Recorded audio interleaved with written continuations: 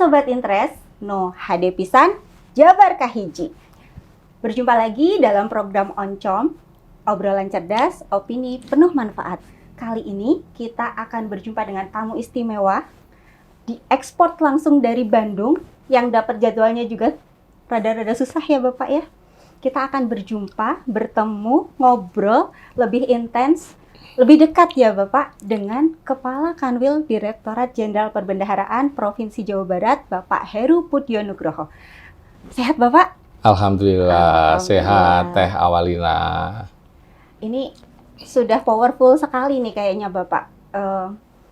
Hari-harinya memang luar biasa ya, kalau kita lihat teman-teman bisa, Sobat Interest bisa cek ya di Instagramnya Kanwil Direktorat Jenderal Perbendaharaan Provinsi Jabar, di DJPB Jabar ya Bapak ya. Bisa melihat aktivitas dari Kanwil. Nah, kita hari ini pengen lebih intens Bapak mengenal apa itu sih Kanwil Direktorat Jenderal Perbendaharaan, khususnya kali ini karena kita undang adalah Bapak Heru dari Provinsi Jabar, berarti kita akan ngobrolin terkait dengan wilayah Jabar juga ya Pak ya. Karena kan kalau ngobrolin tentang KPPN, insya Allah Sobat Interest di wilayah Sukabumi lah khususnya, kabupaten, kota, dan Cianjur mungkin sudah mulai mengenal Bapak selain yang instansi pemerintah pusat. Karena kan stakeholder kita juga meluas, tugas kita bertambah ya Bapak. Nah, kalau Kanwil dulu tuh mungkin yang ini ya, yang kenal mungkin hanya teman-teman dari pengelola keuangan pemerintah pusat, BPS, Polres, Kejaksaan, atau dari Kementerian Agama. Mereka ngurus revisi DIVA, dispensasi TUP, atau penomoran register hibah. Nah, kemarin pada saat Ibu Menteri Keuangan memberikan sambutan di perayaan Hari Bakti, menyampaikan bahwa ada tugas baru, yaitu RCE ya Pak ya? RCE. Regional Safe Economist. Sebetulnya apa sih itu Pak? Apa gitu yang membedakan Kanwil dulu dengan sekarang gitu? Oke. Saya jawab nih? Langsung Bapak. Oke, makasih ya Teh Awalina, atau boleh saya panggil Teh Awal aja ya, supaya lebih akrab gitu ya, nggak tegang Teh Awalinanya gitu ya. Jadi ini perkenalkan ya, saya Heru Pudyonugroho. Saat ini saya ditugasi oleh pimpinan Kementerian Keuangan untuk menjabat sebagai Kepala Kantor Wilayah Direktorat Jenderal Perbendaharaan Provinsi Jawa Barat. Dan saya bertugas di Jawa Barat kurang lebih baru 5 bulan dari penugasan ya, sebelumnya di Provinsi Sumatera Barat. Jadi sama-sama Barat nih, Sumatera Barat pindah ke Jawa Barat. Gitu ya. Makin dekat ke DKI Bapak? Alhamdulillah gitu ya, makin dekat ke home base lah paling tidak. Baik, dan saya sangat mengucapkan terima kasih ya pada kesempatan ini diundang ya oleh teman-teman KPPN Sukabumi untuk bisa mengisi sesi Oncom ya. Oncom Bapak. Obrolan cerdas, opini penuh manfaat ya, luar biasa sekali. Ya, saya kira ini suatu media yang sangat bagus dalam rangka memberikan edukasi kepada seluruh masyarakat, tidak hanya stakeholder utamanya KPPN, tapi seluruh masyarakat luas di Sukabumi khususnya terkait dengan peran ya kantor vertikal di Dijen Perbendaharaan Kementerian Keuangan dalam mengelola APBN di daerah. Nah, tadi yang ditanyakan oleh Teh Awal terkait dengan apa sih beda peran Kanwil di Dijen Perbendaharaan dari dulu kemudian sekarang gitu ya. Jadi gini ya, Kanwil Dijen Perbendaharaan itu merupakan salah satu instansi vertikal di Dijen Perbendaharaan Kementerian Keuangan dengan tugas pokok adalah melakukan koordinasi, pembinaan, asistensi, monitoring, evaluasi terkait dengan pelaksanaan APBN di dalam suatu wilayah provinsi ya, karena kami Kanwil berkedudukan di ibu kota provinsi dan kita ada 34 Kanwil seluruh Indonesia saat ini ya. Ya, nanti dengan pengembangan 8 provinsi baru juga ada keniscayaan akan dibuka lagi Kanwil-Kanwil baru di provinsi-provinsi pemekaran. Nah, dengan tugas pokok tadi, Kanwil Dijen Perbendaharaan sampai dengan saat ini, dari dulu dengan saat pembentukan hingga saat ini, tetap bertugas memiliki tugas pokok, ini melakukan penelaahan, penelitian, dan pengesahan pengajuan revisi dokumen pelaksanaan anggaran atau DIPA tadi, ya, Pak, yang dimiliki oleh Satuan Kerja Kementerian Lembaga. Kemudian juga melakukan asistensi, pembinaan, monitoring, evaluasi terkait dengan pelaksanaan APBN yang dialokasikan ke pemerintah daerah dalam bentuk transfer ke daerah atau TKDD, yang itu menjadi bagian dari struktur anggaran pendapatan dan belanja daerah. Ya, jadi kami juga punya tugas sampai ke sana. Ya, itu adalah fungsi-fungsi klasikal. Selain fungsi yang lain, yakni melakukan penelaahan dan pengesahan pengajuan hibah, ya, hibah dari daerah atau hibah dari pihak lainnya kepada instansi pemerintah pusat yang ada di Jawa Barat, ya, dan juga melakukan konsolidasi penelaahan terkait dengan penyusunan laporan keuangan di level wilayah, entitas wilayah. Itu adalah fungsi-fungsi klasikal yang kita jalankan hingga saat ini.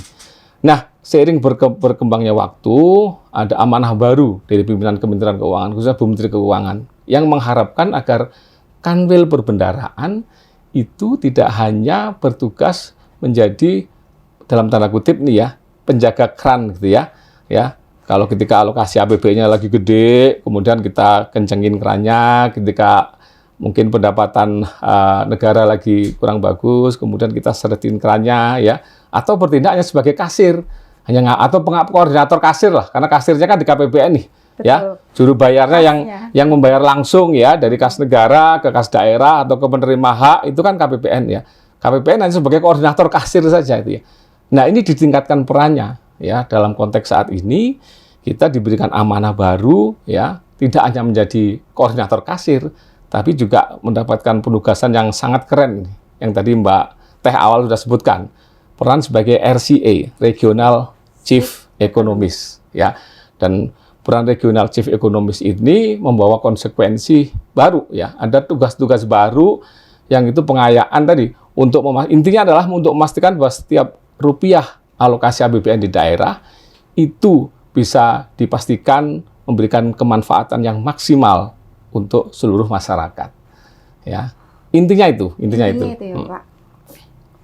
Secara peran berarti kalau kita kaitkan dengan Undang-Undang HKPD ya, Bapak, sinergi antara pemerintah pusat dengan daerah harusnya makin apik gitu ya, Pak, makin apik. Terus dana yang tadinya dialokasikan di APBN transfer ke daerah jadi APBD, jadi bagian dari APBD, itu harus lebih maksimal mungkin ya, Pak. Betul. Lebih maksimal. Ya, nah, secara manfaatnya.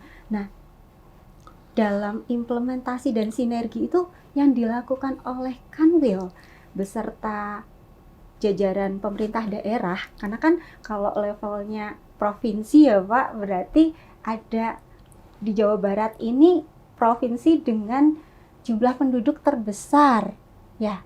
Itu kan ya aset sekaligus tantangan, Pak. Betul. Aset sekaligus tantangan. Nah, pengelolaan pemerintahan dalam artian dari sini keuangan daerah berarti perlu ada, mungkin berarti ada di situ ada peran asistensi dari peran Kanwil melalui RCA tadi. Terus juga katanya ada financial advisor juga, Pak. Nah, itu apakah saling terkait nggak, Pak? Iya. Jadi tadi ya, peran baru sebagai Regional Chief Economist ya, ini tentunya membawa konsekuensi ya, dan ada 3 tugas pokok ya yang kemudian kita emban terkait peran baru sebagai Regional Chief Economist gitu ya. Ya, yang pertama adalah bagaimana kita harus bisa mendeliver setiap kebijakan Kementerian Keuangan di daerah kepada stakeholder utama, apakah itu satuan kerja kementerian lembaga, pemerintah daerah, atau masyarakat terkait, mendeliver kebijakan Kementerian Keuangan. Yang kedua adalah menangkap berbagai konstelasi yang terjadi di lapangan dalam konteks pengelolaan keuangan negara, apakah itu terkait dengan pengelolaan alokasi APBN ataupun konstelasi terkait pengelolaan keuangan di APBD di daerah. Ya, menangkap konstelasi yang berkembang, apa dinamika yang berkembang dalam konteks pengelolaan keuangan negara yang itu bisa dijadikan masukan. Nah, related dengan itu, yang fungsi yang ketiga adalah memberikan insight, ya, memberikan masukan, insight, ya, pengayaan, pemahaman kepada seluruh stakeholder, baik itu pemerintah daerah maupun satuan kerja kementerian lembaga. Jadi 3 peran itu yang kemudian kita emban. Dan itu erat kaitannya tadi dengan pertanyaan teh awal, bagaimana kemudian peran financial advisor itu juga menjadi bagian dari fungsi RCE.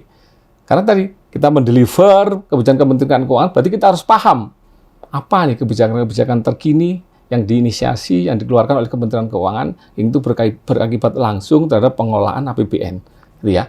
Ya, kemudian tadi menangkap konstelasi, ya. Setelah kebijakan itu diimplementasikan, bagaimana nih konstelasi di lapangan? Apakah terjadi permasalahan atau terjadi inisiatif-inisiatif baru yang perlu diakomodir dalam alokasi-alokasi selanjutnya, gitu ya. Dan kebutuhan-kebutuhan yang mungkin belum diakomodir dalam alokasi 1 tahun itu, ya. Itu menangkap konstelasi itu, ya. Kemudian juga tadi memberikan insight, ya. Ini kan erat kaitannya dengan peran financial advisor, bagaimana kita memberikan insight, paham aturannya, paham konteks implementasinya, kemudian bisa memberikan pemahaman terhadap seluruh stakeholder. Oh, seperti ini loh pemahaman aturannya. Oh, seperti ini loh tataran implementasinya. Oh, seperti ini loh tataran monitoring evaluasi atas implementasi yang sudah dijalankan. Ini adalah peran kita sebagai financial advisor. Ya. Tugasnya lumayan ya Bapak oh, ya. Iya, sangat challenging dan sangat menantang. Sangat menantang. Tapi kayaknya kalau kita lihat saat ini ya Bapak, berarti tadi ada sinergi yang oke, apik gitu ya Pak. Betul. Berarti berharapnya apa yang kemudian sudah dialokasikan itu semakin baik, capaian outputnya terukur. Nah, berarti di sini peran Kanwil pun karena tadi bisa nggak hanya mendeliver kebijakan dari pusat, tapi juga memberikan insight ke daerah. Ada analisa-analisa yang kemudian diberikan ke katakanlah penguasa setempat ya Pak, atau Pemda setempat seperti itu. Nah, itu ada dalam KFR gitu Pak, kajian fiskal regional atau di ALKO gitu. Nah, itu dampaknya sampai terhadap pengelolaan keuangan daerah itu apa Bapak? Nah, kajian-kajian yang dilakukan. Jadi tadi ya pengejauhantaan pelaksanaan 3 fungsi utama dalam RCE, ya, mendeliver kebijakan, menangkap konstelasi, memberikan insight. Ya, ada proses yang kemudian kita kelola untuk menghasilkan suatu output, ya, dari apa yang kita laksanakan, ya, dalam proses menjadi regional chief economist. Tadi sudah disebutkan oleh Teh Awalina, ya, ada proses output yang kemudian kita beri nama kajian fiskal regional. Bagaimana tadi kita menangkap konstelasi fiskal dalam suatu daerah, dan itu perlu. Kenapa? Karena dari sisi moneter sudah ada Bank Indonesia yang melakukan kajian, ya, ada kajian ekonomi regional. Di sisi fiskalnya itu tentunya menjadi domain dari Kementerian Keuangan. Kenapa? Karena Kementerian Keuangan adalah menjadi pengelola fiskal utama di Republik ini, termasuk di daerah, ya. Jangan ingat bahwa hampir keseluruhan daerah di Indonesia ini strukturnya, ya, masih mayoriti berasal dari alokasi APBN, struktur APBD-nya, ya kan?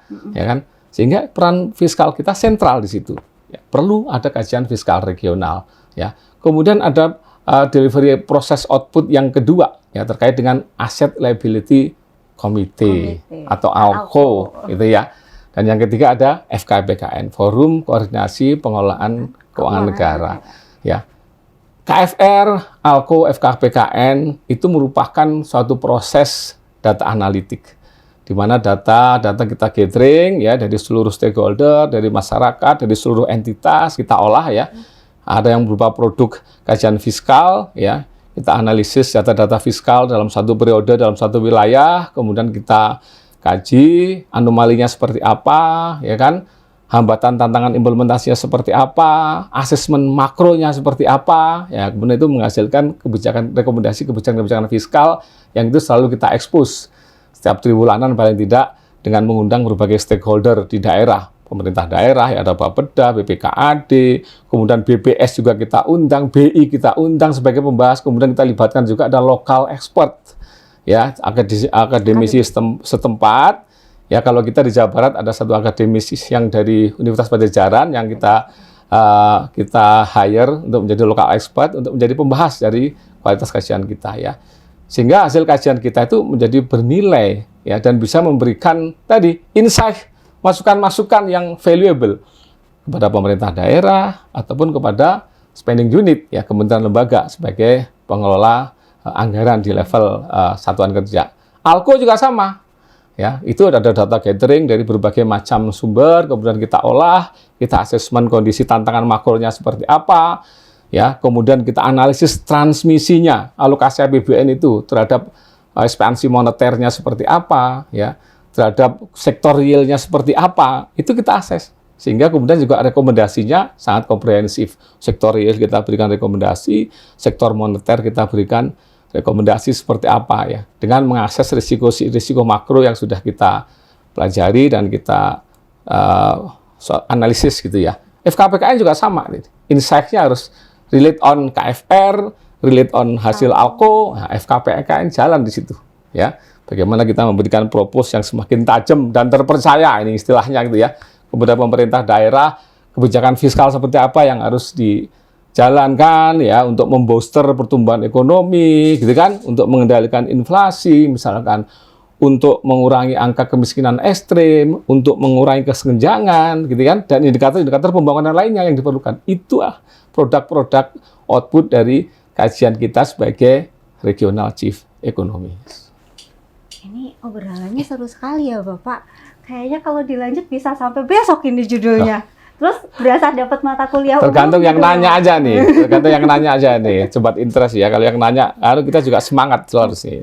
Ya Sobat Interest, ini obrolannya kayaknya harus bersambung apa ya? Kayaknya belum lengkap gitu. Kita belum sampai ngupas Jawa Barat ya Pak ya. Kita baru ngupas secara umum apa itu Kanwil dengan peran barunya. Kemudian ternyata sangat terasa ya Pak ya, sangat terasa bahwa kita untuk mengelola APBN, APBD, kita membutuhkan perbaikan demi perbaikan. Dan kalau di Ditjen Perbendaharaan yang tadi posisinya selalu tuntutan zaman membuat proses itu digitalisasi berjalan ya Pak ya. Berjalan, kemudian sistemnya handal, kayak logonya ya, interest handal gitu. Harmonis, amanah, digital, akuntabel, loyal. Nah, jadi dari sisi proses sistemnya sudah oke, karena kan ada Sakti, kemudian di JP gitu Pak. Terus dari sisi tugas perannya Kanwil juga selalu tadi hal-hal yang sifatnya klasikal dijalankan dengan sangat bertanggung jawab, oke. Kemudian ada peran baru yang makin mengayakan.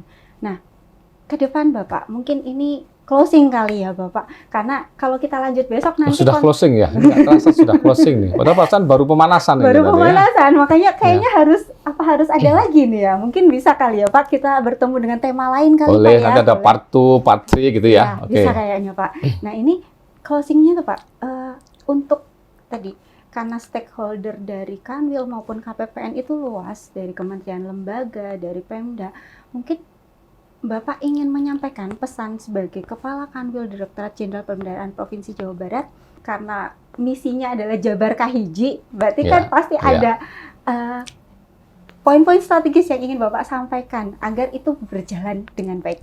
Angga Bapak. Baik, terima kasih Teh Awalina ya. Ini sebagai closing ya, ini saya sampaikan juga bahwa saat ini saya selain sebagai Kepala Kanwil Ditjen Perbendaharaan yang bertugas mengurusi tadi ya, mengawal pelaksanaan APBN, saat ini juga saya diberikan amanah oleh Menteri Keuangan menjadi Kepala Perwakilan Kementerian Keuangan di Jawa Barat ya, yang mengkoordinasikan seluruh aktivitas teman-teman lintas eselon 1 di Kementerian Keuangan di Jawa Barat, apakah itu teman Ditjen Pajak, Bea Cukai, Perbendaharaan, Kekayaan Negara gitu ya.